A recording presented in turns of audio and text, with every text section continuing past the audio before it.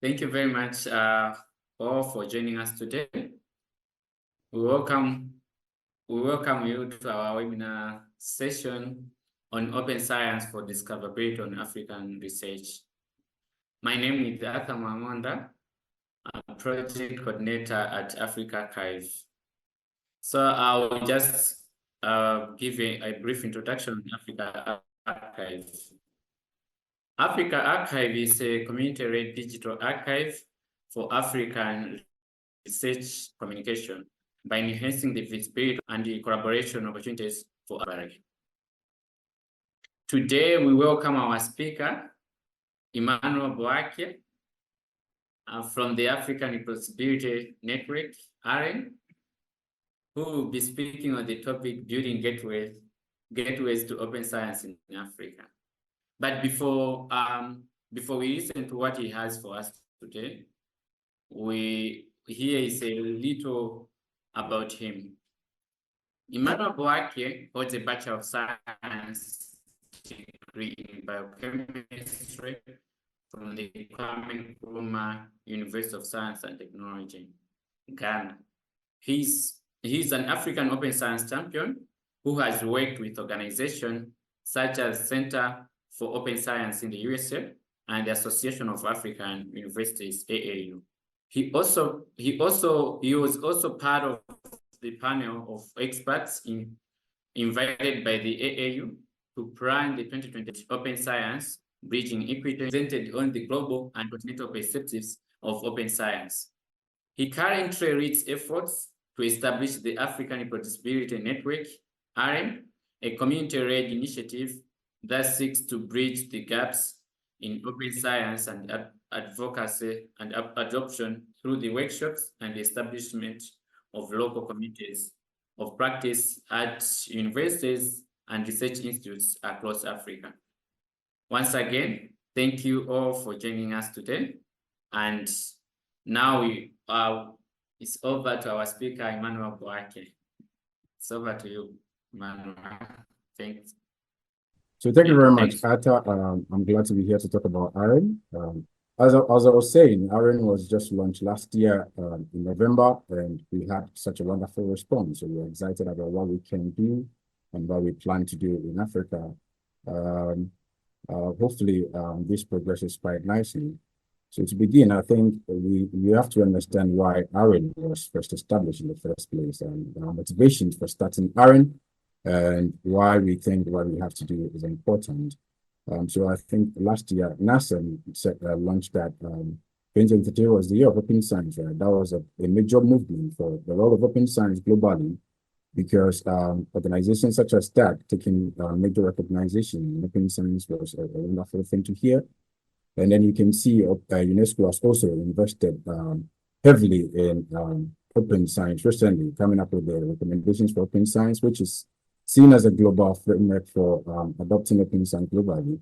So you can see that there are major movements across the world when it comes to open science with a government like European government welcoming and accepting proposals to establish reproducible networks across Europe. So we are hoping that our efforts will ensure Africa is not found behind. Because most of the time, what we realize is that there are major movements across other parts of the world, but that is not the same going on here. The interesting thing is that Africa has had some wonderful organizations already operating in this domain. We can talk about LipSync that have had a lot of high-level meetings and organizations, ensuring that discussions on how to establish policies and engage various stakeholders in implementing open science are done. And then we have TC Africa organizing regional workshops and etc. And then our African Open Science Platform, ASOP, trying to solve that infrastructure problem for open science. And Africa also doing so splendidly in the area of African Open Science hardware. But we realize that the real end users of open science principles and infrastructure that are the researchers are kind of not fully engaged as we hope they should be. If you have discussions with researchers across Africa, you realize that they all have different perceptions about open science, what they think open science is. And many of them may not have even heard about open science, which was an experience I had when I first came across open science. It was from my undergraduate education. I never really heard about it. I only came to know about open science when I did an online course and when I got interested in it. So it's not something that is commonly taught in our circles, right? We don't talk about open science so often in our circles in universities and research institutes, and we think that has to change. Because open science is here to stay with us, and the global movement show that there is an increasing need for researchers to adopt the open science principles and concepts. But researchers here are not really equipped or well trained to meet this growing demand, right? So that problem has to be solved. And that is what AREN is trying to work on right now by starting a training program that will help establish electronics weeklies that will meteorologists across Africa. And what they will do is that they'll be leading engagement efforts at their various institutions, such as training or workshops and discussions, and in support the institutions or the researchers communities that are there. And the interesting thing about it is that it helps establish that interlinked connection between various institutes across Africa.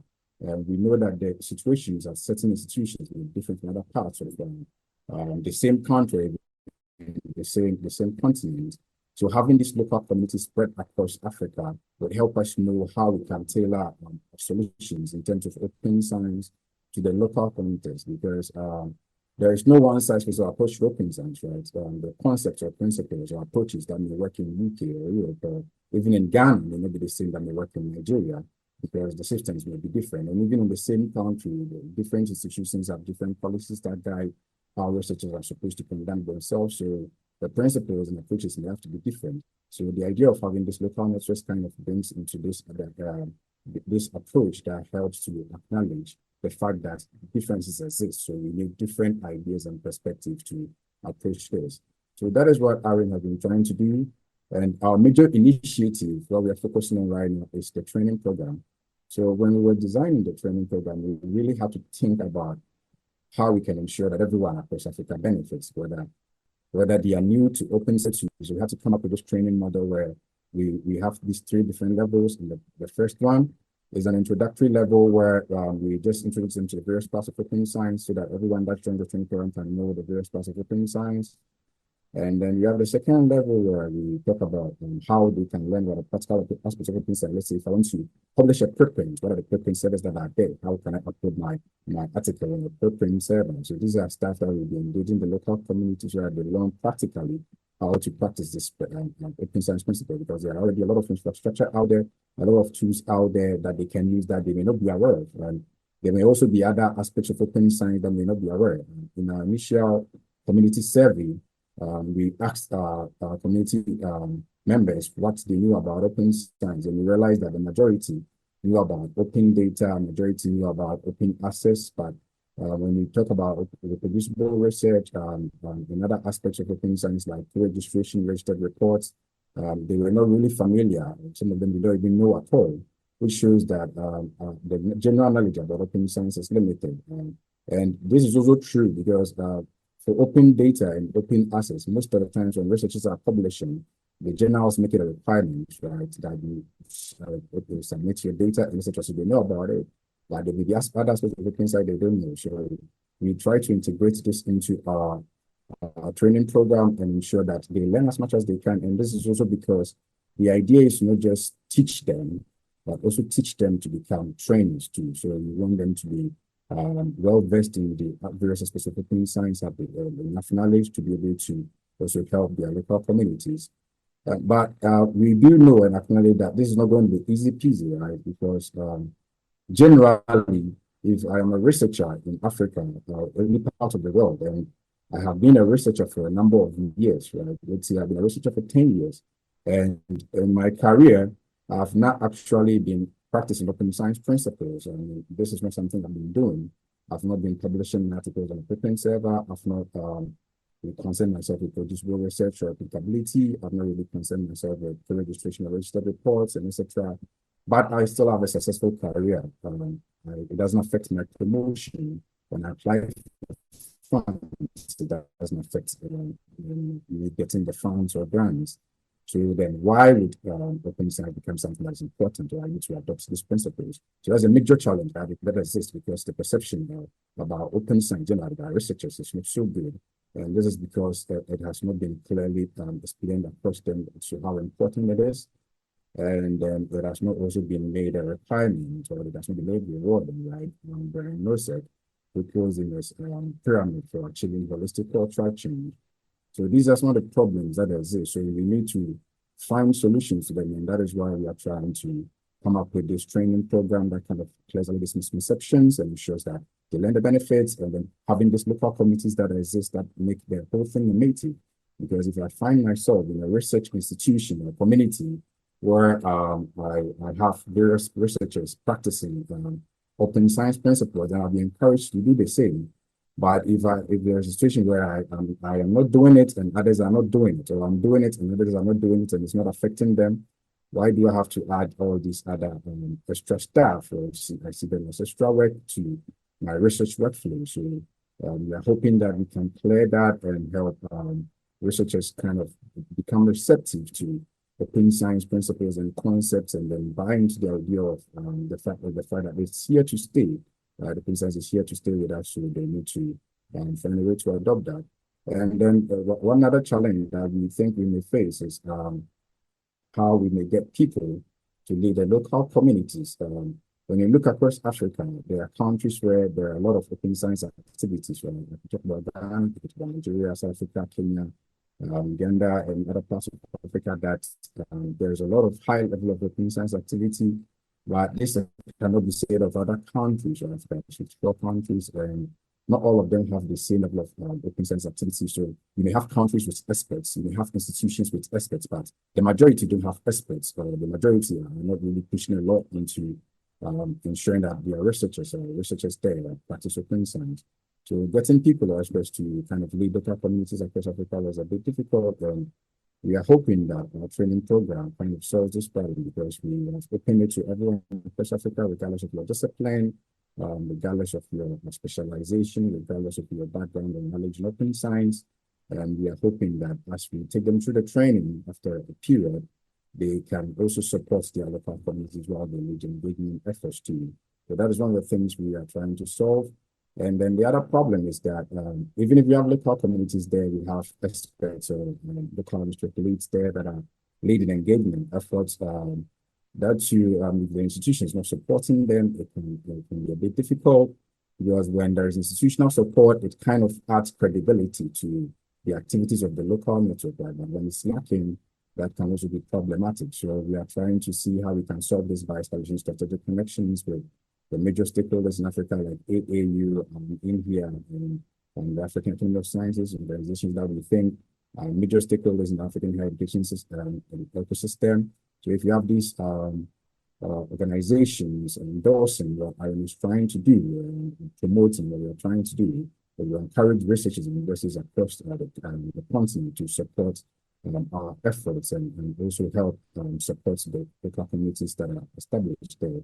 So we are hoping that we can go out first this by solving this problem this way.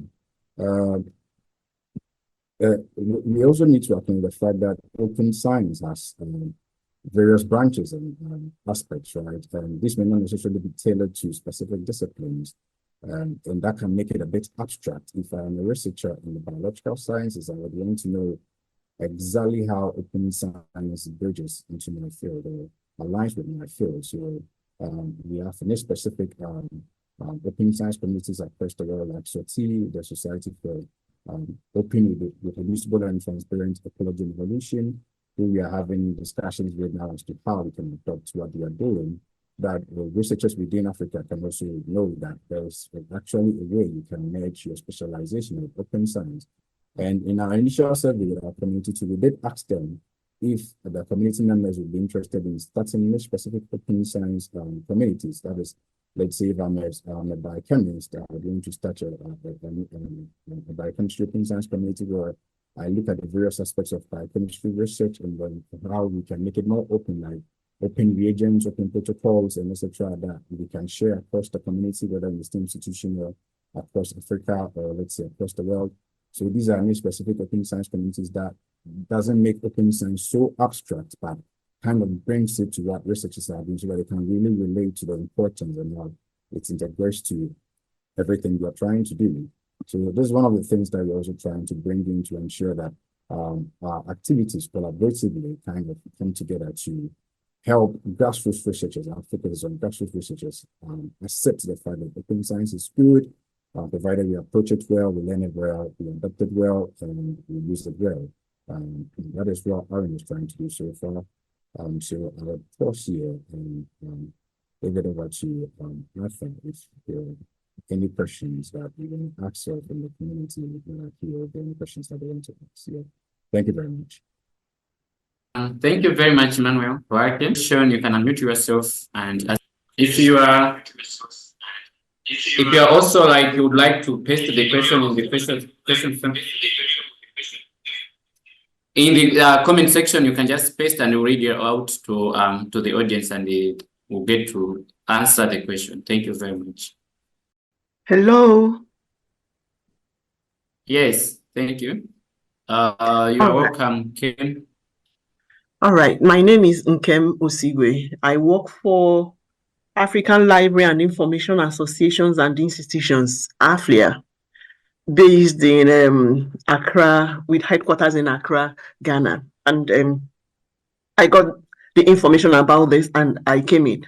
I thank you for your presentation, Emmanuel. You know, from where I started listening, you know, I heard about the need for more buy-in across, buying into open science initiatives across Africa, and how maybe you go to some countries, oh, a lot is happening, and in the other country, not so much is happening. And I'm wondering, how do you collaborate with other stakeholders in the sector, you know, or in this field? Are there people you're talking with? Are there people you wish to talk with, you know, to blow this all up? Thank you very much. Yeah, thank you very much, Ken. So currently we are in discussions with a lot of groups across Africa, like AAU. And what AREN has tried to do is we don't want to recognize solutions. So on our advisory board, we decided to have permanent positions for some groups across Africa, like AAU, African Academy of Sciences, because we want to ensure that we are directly engaged in planning and discussions and everything concerning what we want to do. And we are always open to recommendations about groups and institutions that are across Africa that are looking to partner with us. So in our initial open call for community members to sign up, we had a lot of people reaching out to us via email about wanting to partner with us. So we began discussions about how we can engage with their community. And I think the library consortium is one of the areas that we are quite interested in, because across various universities, these are usually the support staff that are into activities like open science, open research. So we are quite interested in engaging with them, and we have noted down some groups that we are going to reach out to ensure that our activities are recognized across some of these organizations, and then they share the opportunities that we have, like training events, where their members can join and benefit from what we are trying to do and become part of our community. So yeah, we've already begun discussions with a number of groups. We are hoping that we can have more groups come in to join us as collaborators and partners. So what AREN has is that we have this something called the Stakeholder Engagement Group. So that tries to bring in all the various stakeholders across the African higher education system. So we could have the library consortia, the research support systems consortia. We could have the other specialized fields like, let's say, ASBCB, which is into computational biology and bioinformatics. So we are looking at how we can partner with all these groups, because these are existing science communities, right? They are already very good science communities like AREN, the Internet Alliance. These are all existing communities of researchers. So we want to look at how we can partner with them, start discussions with them, and help us to reach out to their communities or members so that they can take a major part in everything we're trying to do. And yeah, we also initially send out an open link. So when you go to our website, we have an open link where you can sign up to join our community. So it's open to everyone, regardless of your specialization. You could be a policymaker, you're open to join. So what we do is that we have this community participation model that allows various community members to come up with innovations, whether it's local to their research or it's across Africa. So we are really an open book. We are an open group too, because AREN is a community-led initiative. So yes, we began discussions, and we're hoping that we can have more discussions going forward. Yeah. Thank you very much, Nkem, for the question. If we are still welcoming the question, but before going in further, we have also a few questions. So we'll just start with the first question. Emmanuel, we have the question like, the first question is, what key initiatives or projects is AREN planning to execute in order to promote open science in Africa? Yeah, so in my initial delivery, I talked about the fact that we are interested in building local communities of practice, right? And to do that, we are trying to do it systematically. And I also noted the fact that we may not necessarily have experts that can lead the local community. So the initiative we are working with right now is a training program for local network leads. That is quite important to us because it kind of sets the foundation for us to build across what we're trying to do in Africa. And we'll do the announcement within the week. So I'm hoping everyone here could follow us on Twitter or LinkedIn. So on Twitter, you can follow us on African Repro, or LinkedIn, African Reproducibility Network, for updates about the training program. So the program is designed to ensure that regardless of who you are, you can join. Right? So we are engaged with the global AREN community, which has a lot of networks across Europe and South America and Canada and Australia. And we have this large pool of experts and resources that we're trying to rely on and bring the knowledge here. And we're also looking at locally organizations that have been doing so well in the open science domain, like Africa Archive, like Africa OSH, like CC Africa, Sense, and how we can also collaborate with them to do some of our training. So that is the initiative we are working on right now. The major one we're working on right now. There are other ones in the pipeline, but like I said, AREN was started and launched just last year in November. So we want to take things as stepwise as possible. We don't want to do everything at once. So just follow us on our LinkedIn pages and get the updates. But for now, we are focusing on the initiative, and it's quite important to us, like I said. Yeah. Yeah, thank you very much for the great explanation. We are still taking the questions from the audience. If anyone has a question. Okay. I still have some list of questions. So like also like in the context of Africa, we know open science in Africa.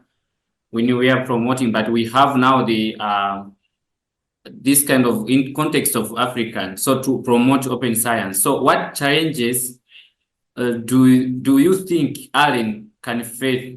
Yeah, so like I was saying earlier, the difficulty is getting people to kind of leave this local initiative, right? It's not easy getting experts from certain parts of Africa, whilst we have a lot of experts in other parts of Africa, and we want to establish local communities across institutions in Africa. So that's plenty. In a single country, you could have about 10 to 15 institutions in a single country, in various countries in Africa. So it becomes a challenge because without a local lead who is an expert in open science one way or the other, you can't kind of have these local initiatives, and the team kind of collaborate all these activities in the ground, because we need individuals there in the communities that are directly engaging the researchers at the institution, the organization. So that's one of the major challenges we have, and we are trying to solve that in our training program.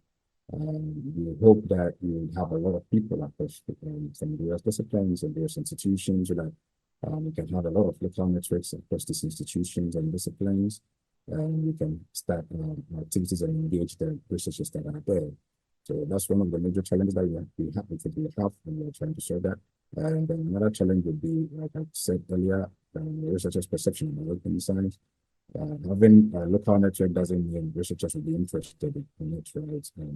We're hoping we can clear that misconception, maybe engage in high-level discussions to make open science and requirements. Hopefully that will change the perception about that. And also through our activities at the local level, we can have these workshops that kind of sensitize researchers on the importance of open science and the benefits of open science. Because right now we have funders that are accepting preprints, right? So if funders are accepting preprints and getting the paper published to a journal, it can be a rigorous process. then and the idea of submitting your paper to a preprint, it becomes very, very appealing, right? So we're hoping we can engage the local community and clear these misconceptions that should have been more receptive to open science. And then we're also hoping, like I shared earlier, institutions can support what we're trying to do. So these are the few challenges we think we may face now. I am sure that as time progresses, we will come up.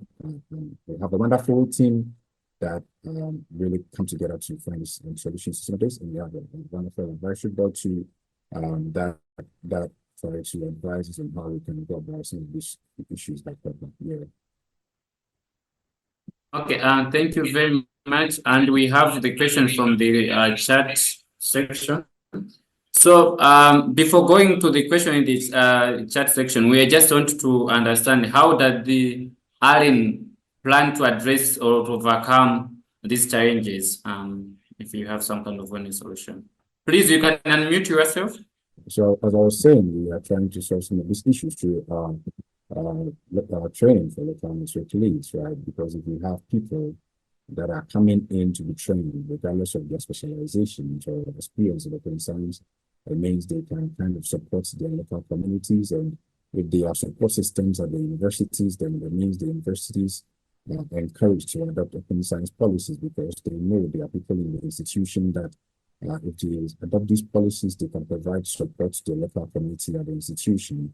But in the absence of this, universities may not be encouraged to establish policies because then with policies come implementation plans, and implementation plans, you let people that would spearhead everything. But if you have a local network already, that means you already have a group of people that already invested in open science, so they can spearhead any implementation plans that the university wants to establish.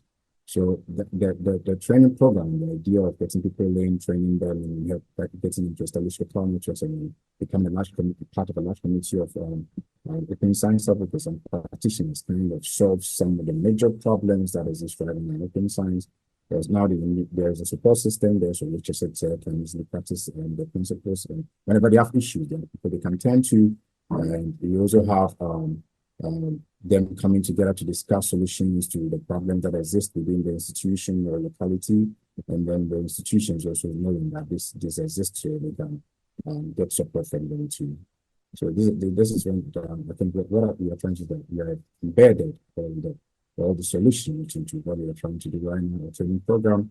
So hopefully that goes out successfully, and we can see how it impacts the African research ecosystem here.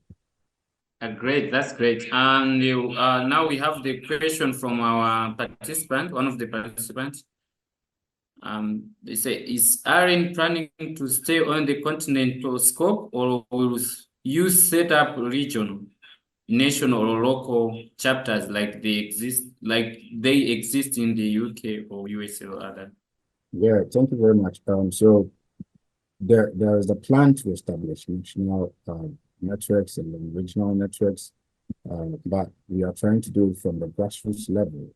So we are trying to start from the local level where we have local network leads at the institutions that are engaging with their local communities. Then this group of people, some of them can come together to form a national network. That is how the approach is when it comes to setting up reproducibility network. So we have these various groups in the community coming up to set up national networks, and then when you have a number of national networks within a region, then they can come together to form a regional network. So yes, there are plans to do that, but we're trying to start from the bottom to the top, kind of build it from the ground, so that we have people that are really invested in what we are trying to do, and they know exactly how we want to go about our activities and initiatives in Africa. So yes, we do plan to go up to the regional level.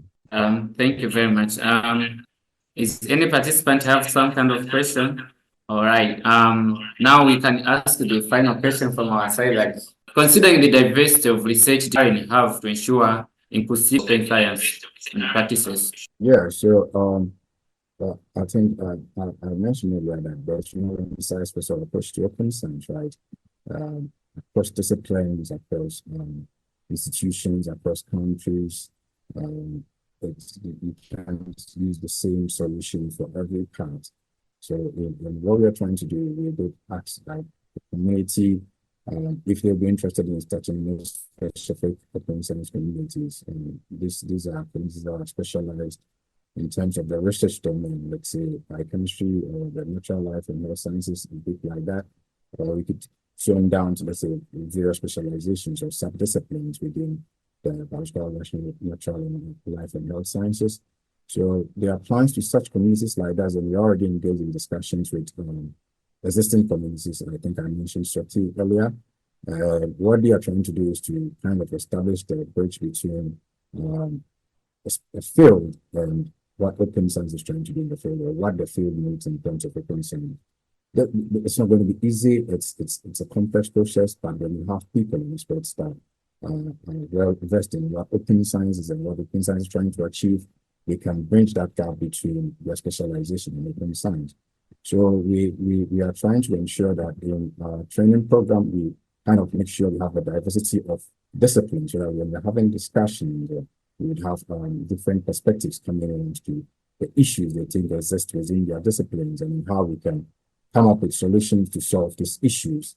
And so that's one of the things we're trying to do. And then we also, like I said, have the plan to establish in specific open science communities. This is something that we put across to community members. So we are looking forward to some of them coming up with ideas like that.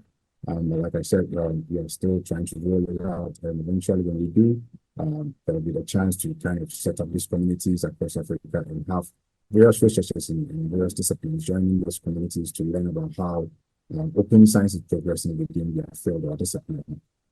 So thank you very much. Okay, thank you very much. So we are still welcoming the questions from the audience. So if there's no question, I might thank you very much, Emmanuel, and I welcome Joe to have a few comments. Joe, over to you. Okay, I think Joe is a little bit busy. So, okay, thank you for joining us in this webinar session. The recording on our website. You can also get the full details and register and for this ongoing webinar series at your africanarchive.org/webinars. I think most of the links you find it in the chat section. So this webinar series is organized by Ubuntu Net Alliance and access to perspectives as part of the OKID Global Participation Program. Just a few recap. Our speaker today was Emmanuel Boakye, and he's from African Reproducibility Network, AREN. We are looking forward to having you attend again.